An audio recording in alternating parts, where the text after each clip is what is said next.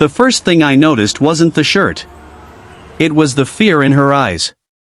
She stood alone at a crowded roadside cafe on a bright summer afternoon, clutching the oversized blue flannel shirt tightly around herself as if it were the only thing keeping her together.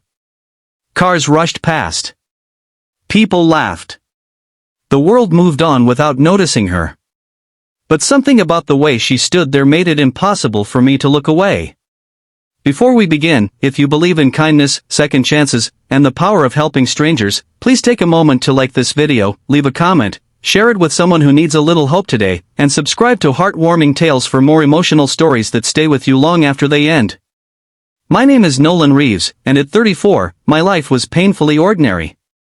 I worked as a delivery driver, lived alone in a small apartment, and spent most days moving from one address to another. I wasn't looking for adventure. I wasn't looking to change anyone's life. That afternoon, I was simply stopping for lunch. As I stepped out of my truck, I noticed the young woman standing near the edge of the parking lot. She looked exhausted. Her dark hair was tangled by the wind, and her face carried the kind of sadness that couldn't be hidden by a smile. The blue flannel shirt she wore looked strangely familiar. Then it hit me. It was mine. 3 weeks earlier, during a heavy rainstorm, I had donated a bag of old clothes to a local shelter. That shirt had been one of them.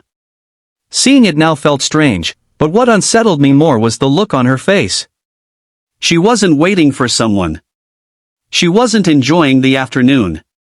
She looked lost. I bought my lunch and sat near the window, but I couldn't stop glancing outside. Nearly an hour passed. She never moved far from the same spot. Finally, I walked outside. The closer I got, the more I noticed. Her hands trembled slightly. Her eyes were red from crying. The oversized shirt hung loosely on her thin frame. She looked like someone carrying a weight far too heavy to bear alone. I introduced myself and offered her a bottle of water. For a moment, she seemed unsure whether to trust me. Then she accepted it with a quiet nod. Her name was Mara Whitaker. The story she shared over the next hour changed something inside me forever. Just 6 months earlier, Mara had been living a completely normal life. She worked at a bookstore, rented a small apartment, and dreamed of becoming a teacher. Then her mother became seriously ill. Medical bills piled up. Savings disappeared. The apartment was lost. Friends drifted away. One bad month became another. By the time summer arrived, Mara had nowhere left to go. The shelter had helped when it could. Donations like the shirt she wore gave her some comfort. But every day felt like a battle she was slowly losing. As she spoke, I realized how quickly life could change for anyone. One unexpected crisis. One series of bad breaks. One moment when the people you depend on disappear. And suddenly you're standing alone in a parking lot wondering what happens next. That afternoon, I couldn't solve all her problems. But I could do one small thing. I offered to help her reach a community center across town that specialized in temporary housing and employment assistance. She hesitated. Then she agreed.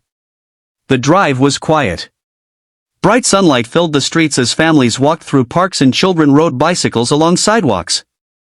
The contrast felt almost painful. The city looked beautiful, yet so many struggles remained hidden beneath the surface. When we arrived, the staff welcomed her warmly. They listened. They cared. For the first time all day, I saw a tiny spark of hope return to her face. I thought that would be the end of it. It wasn't. Over the following months, I occasionally checked in with the center. Each update brought good news. Mara found temporary housing. Then a part-time job. Then a training program that moved her closer to her dream of teaching. Slowly, her life began rebuilding itself. The transformation wasn't dramatic. There was no overnight miracle.